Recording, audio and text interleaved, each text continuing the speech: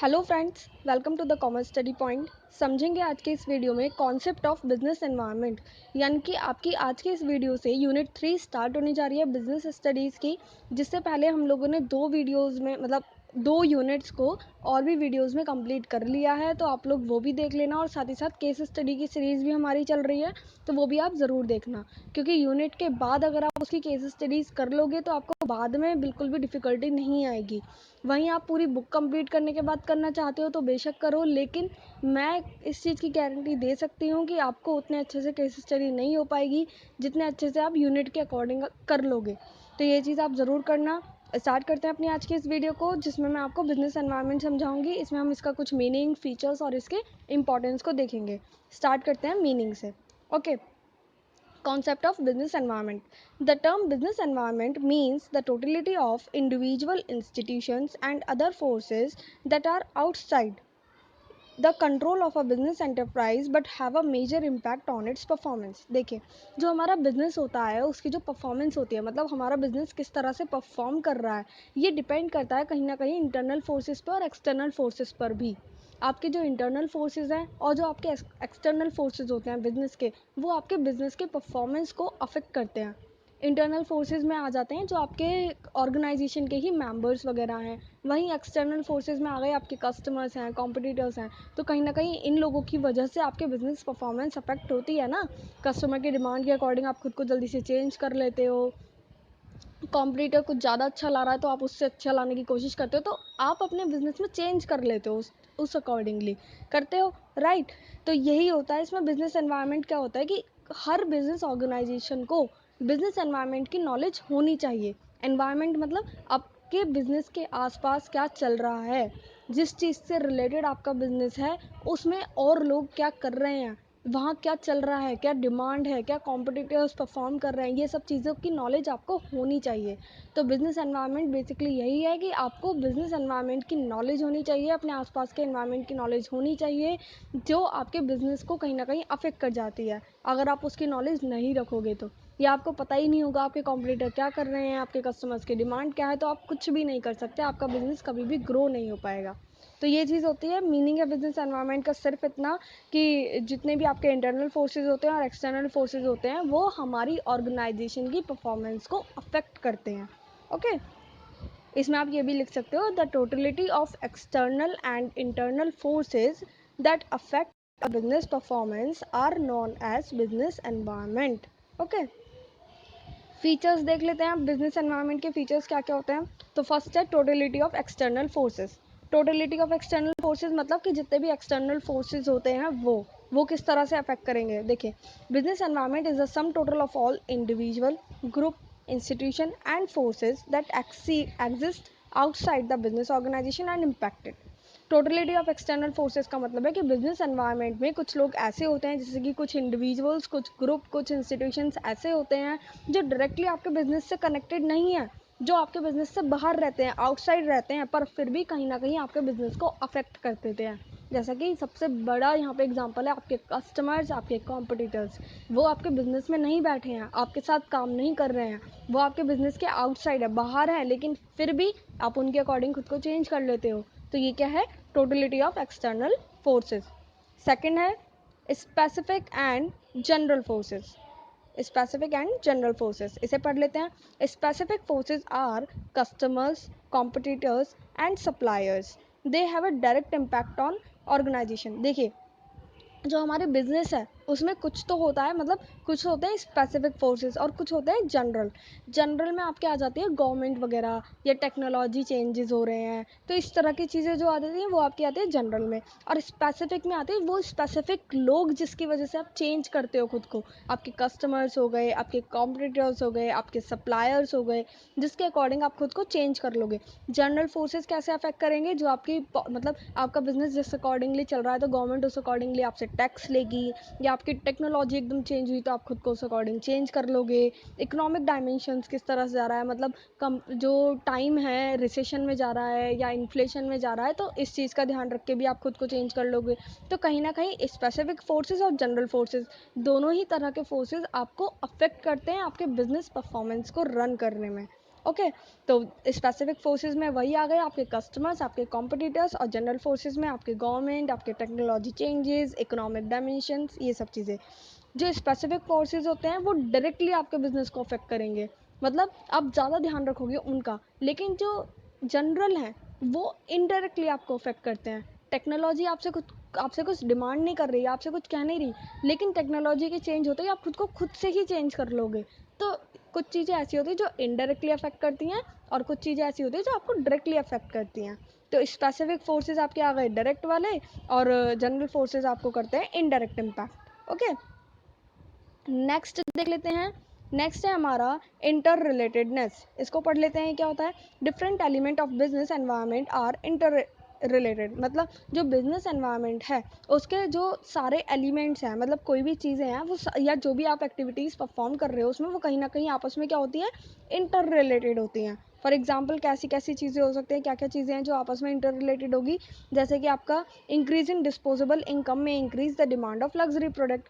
जैसे कि अगर मान लीजिए आपकी इनकम इंक्रीज हो रही है किसी भी पर्सन की, आज आपकी इनकम 50,000 है, कल ही आपकी इनकम 80,000 हो जाए, तो आपकी इनकम बढ़ी। जैसे ही आपकी इनकम बढ़ेगी तभी आप तुरंत क्या करोगे, अगर आज आप रीजनेबल प्राइस के गुड्स यूज़ कर रहे हो, तो कल से जब से आपकी सैलरी इंक्रीज होगी तुरंत आप लग्जरी प्रोडक्ट्स की डिमांड करने लगोगे। करोगे या नहीं। तो सारी चीज़ें क्या होती है, इंटर रिलेटेड होती है। अगर एक चीज़ बढ़ी है तो दूसरी चीज़ें उस अकॉर्डिंगली बढ़ जाती है। किसी पर्सन की इनकम बढ़ रही है तो इनकम के साथ वो लग्जरी प्रोडक्ट लेने लग जाएगा। वहीं किसी कंपनी की इनकम बढ़ रही है तो वो गुड्स और ज़्यादा प्रोड्यूस करने लग जाएगा। तो चीज़ें क्या है, एक दूसरे से रिलेटेड होती हैं बिजनेस एनवायरनमेंट में। ओके, फिर डायनेमिक नेचर। जो बिजनेस एनवायरनमेंट होता है वो डायनेमिक नेचर का होता है। क्यों, कैसे होगा। देखिए, जो आपके कस्टमर्स होते हैं वो डायनेमिक होते हैं, आप ये तो मानते हैं। कस्टमर का टेस्ट आज कुछ है, कल कुछ और है। आज उन्हें कुछ चीज़ पसंद आ रही है, कल दूसरी चीज़ें पसंद आ जाएंगी।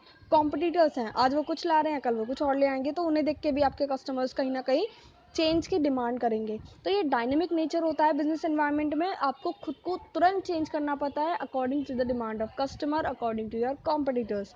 ओके, तो बस इसमें इतना ही था। फिर आता है अनसर्टेनिटी। अनसर्टेनिटी क्या होता है कि जैसे बिजनेस है उसमें कोई भी चीज़ प्रोडिक्टेबल नहीं है। आप पहले से डिसाइड नहीं कर सकते कि हाँ भाई मेरा बिजनेस इतना ग्रो करेगा।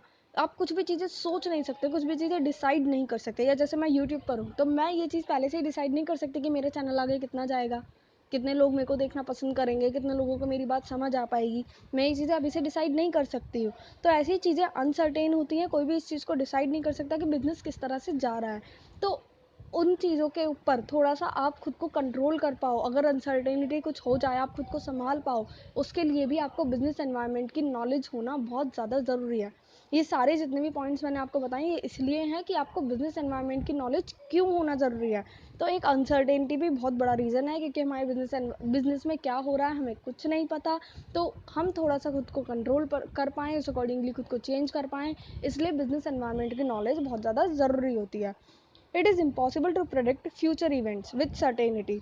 वही कि आप पहले से ही कुछ भी चीज़ डिसाइड नहीं कर सकते, आप पहले से प्रेडिक्ट नहीं कर सकते चीज़ों को। In some industries like mobile manufacturing, IT etcetera, it is even more difficult to do so.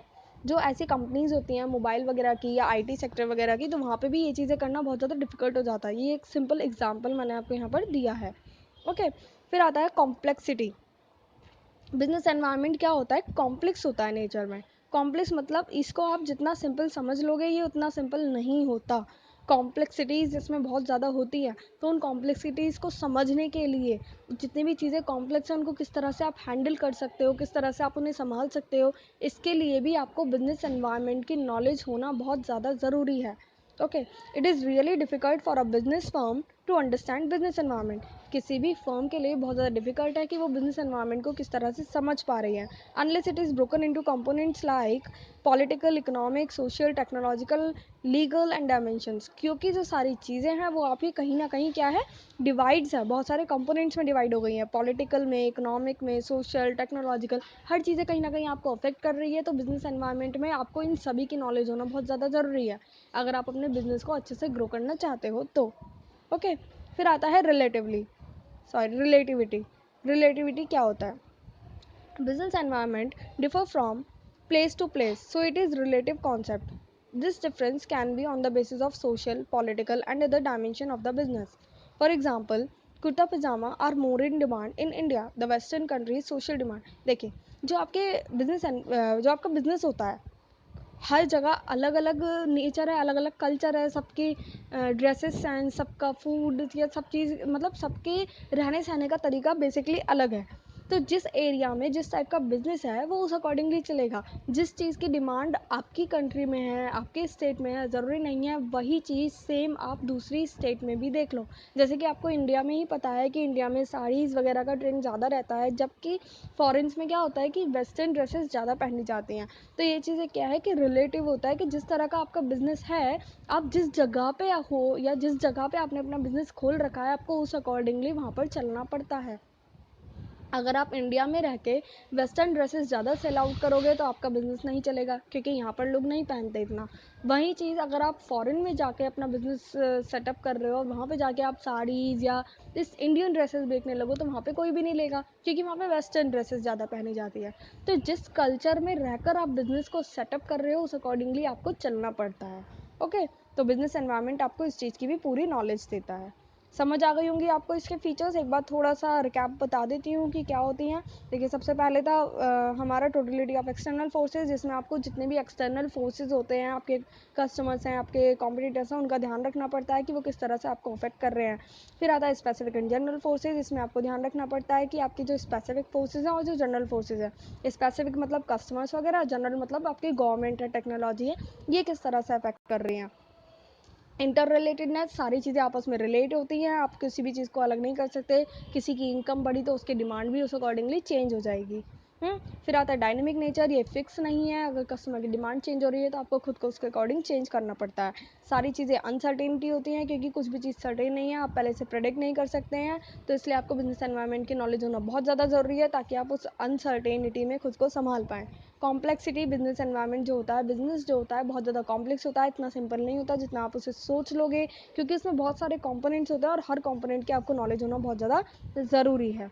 Relativity, इसमें क्या होता है कि जिस कल्चर में आपने अपना बिजनेस सेटअप किया है उस अकॉर्डिंगली आपको खुद को रन करना पड़ता है, उस अकॉर्डिंगली आपको खुद को परफॉर्म करना पड़ता है। ओके, अब आ जाते हैं इसके इम्पोर्टेंस पे, इम्पोर्टेंस ऑफ बिजनेस एनवायरनमेंट। देखिए, फर्स्ट है, it enables the firm to identify new opportunities when they arise and getting the first mover advantage. जो आपका बिजनेस एनवायरनमेंट है, कोई भी बिजनेस है मान लीजिए, और वो बिजनेस एनवायरनमेंट की पूरी नॉलेज रख रहा है, वो पूरा ध्यान में रख रहा है कि बिजनेस एनवायरनमेंट में क्या क्या चेंजेस हो रहे हैं, या उसको पूरी तरह से फॉलो करता है, तो इसमें उसे क्या फ़ायदा मिलेगा? उसे फ़ायदा मिलेगा कि जितनी भी नई अपॉर्चुनिटीज़ आ रही हैं मार्केट में, वो जल्दी से उसको कर सकता है। अगर कोई नया प्रोडक्ट आया है मार्केट में, कस्टमर की डिमांड एकदम से चेंज हुई है और आपको बिजनेस एनवायरनमेंट की नॉलेज होगी, तो अपने कॉम्पिटिटर से पहले आप वो चीज़ ला सकते हो। आपको अपने कॉम्पिटिटर से चीज़ें नहीं जाननी है कि भाई वो लाएगा जब मैं लेकर आऊँगा, फिर तो लोग उसके पास जाएंगे ही जब उसे पहले वो लेकर आ चुका। तो बिजनेस एनवायरनमेंट की नॉलेज जो होती है वो आपको हेल्प करती है कि आप फर्स्ट मूवर एडवांटेज बने। फर्स्ट मूवर एडवांटेज मतलब कि उससे पहले, सबसे पहले आप उस प्रोडक्ट को ले आएँ। ओके, और सबसे ज़्यादा जब सबसे पहले लाएंगे तो सबसे ज़्यादा फ़ायदा भी उठाएंगे। ठीक है, सेकंड है, it helps the firm to identify forthcoming threats and early warning signals. Business environment की नॉलेज हर बिजनेस ऑर्गेनाइजेशन को हेल्प करती है कि उसके बिजनेस में जितने भी थ्रेट्स आ रहे हैं, यानी कि कुछ ऐसी चीज़ें आ रही हैं जो वो हैंडल नहीं कर सकता, या कुछ डिफ़िकल्टीज़ आ रही हैं, तो वो उसको किस तरह से सॉल्व कर सकता है। तो बिजनेस एनवायरनमेंट की नॉलेज होगी अगर पर्सन को, तो वो अपने जितने भी बिजनेस में उसकी गड़बड़ हो रही है या कुछ ऐसा हो रहा है कि वार्निंग से मिल रही है उसको, तो वो उन चीज़ों को ईजिली आइडेंटिफाई कर पाएगा। जबकि अगर आपको बिजनेस एनवायरनमेंट की नॉलेज नहीं है तो आपका बिजनेस डाउन जाता भी रहेगा तो भी आपको पता नहीं चलेगा। ओके, उसके रीजंस आपको कभी पता नहीं चलेंगे। फिर आता है, it helps in tapping useful resources. अगर आपको बिजनेस एनवायरनमेंट की अच्छी नॉलेज है तो आप रिसोर्सेज को भी अच्छे से यूटिलाइज कर पाएंगे। रिसोर्सेज में आपकी कैपिटल भी आ जाती है, लेबर भी आ जाती है, पावर भी आ जाती है, जिसको आप फिनिश गुड्स में कन्वर्ट करने में जो आपके लिए हेल्पफुल हैं। देखिए, आपके पास रॉ मटेरियल है, उसको आप फिनिश गुड में कन्वर्ट कर रहे हैं, तो आपको कैपिटल की भी ज़रूरत है, आपको लेबर की भी ज़रूरत है, आपको पावर की भी ज़रूरत है। तो उनको किस तरह से यूज़ करना है, किसी एक काम में वो ज़्यादा तो नहीं यूज़ हो गए या कम तो नहीं यूज़ हो गए, इस चीज़ की नॉलेज आपको कौन देता है? बिजनेस एनवायरनमेंट देता है। तो बिजनेस एनवायरनमेंट हमें हेल्प करता है कि हम रिसोर्सेज को किस तरह से यूज़ करें। ओके, नेक्स्ट है सरप्राइजेस। देखिए, markets are fragment and customers' loyalties are even changing. Environment is turning more dynamic and world has turned into a global village. All these have given more options to the customers. देखिए, market में क्या होता है कि नए नए changes आते रहते हैं, तो जो आपके कस्टमर्स हैं, आप ये मत मानना कि भाई आपके कस्टमर आज आपसे ले रहे हैं तो वो आप कैसा भी कल को गुड्स लेकर आओगे वो आपसे लेते रहेंगे, बिल्कुल भी नहीं। कस्टमर की लॉयल्टी भी कहीं ना कहीं चेंज हो जाती है अगर आपका प्रोडक्ट चेंज हो रहा है। अगर आप उनके डिमांड के अकॉर्डिंग उनको सामान नहीं दे पा रहे हो तो वो भी आपके पास नहीं आएंगे। तो चाहे आप विलेजेस वगैरह में या मतलब हर जगह कहीं ना कहीं डायनेमिक होती हैं चीज़ें, बहुत जल्दी से चेंज हो जाती हैं, सरप्राइज एकदम से आ जाते हैं सामने, तो उस अकॉर्डिंगली आपको खुद को चेंज करना पड़ता है। ओके, तो ये बिजनेस एनवायरनमेंट जो होता है ये आपको हेल्प करता है कि आप खुद के लिए कैसे चेंज कर रहे हैं या आप किस तरह से मार्केट चैलेंजेस को एक्सेप्ट कर रहे हैं। फिर आता है it helps in assisting planning and policy formulation. Business environment आपको हेल्प करता है कि आप किस तरह से चीज़ों को लेकर प्लान कर सकें, पॉलिसीज़ बना सकें अपने बिजनेस ऑर्गेनाइजेशन में, कि आपको कितने सेल आउट निकालने हैं इस ईयर या कितने प्रोडक्ट आपको प्रोड्यूस करने हैं या किस तरह से आपको चीज़ें प्लान करनी है। तो इसकी पूरी नॉलेज आपको कौन देता है? Business environment. It helps in improving performance. ये तो मैंने आपको शुरू में ही बताया था कि एक बिजनेस ऑर्गेनाइजेशन की परफॉर्मेंस कहीं ना कहीं डिपेंड करती है बिजनेस एनवायरनमेंट पे। तो अगर आपको अच्छे बिजनेस एनवायरनमेंट की नॉलेज है तो ये कहीं ना कहीं आपके बिजनेस को इम्प्रूव करने में आपकी मदद करती है, क्योंकि बिजनेस एनवायरनमेंट आपको हर चीज़ की नॉलेज देती है, तो ज़रूरी है आप उसको फॉलो करें। अगर हर ऑर्गेनाइजेशन उसको प्रॉपर वे में फॉलो कर रही है तो उसके बिजनेस 100% ग्रो होता ही होता है। ओके फ्रेंड्स, तो बस आज के लिए इतना ही। मैंने आपको इसकी इंपॉर्टेंस समझा दिए हैं, फीचर्स समझा दिए हैं, मीनिंग समझा दिया है।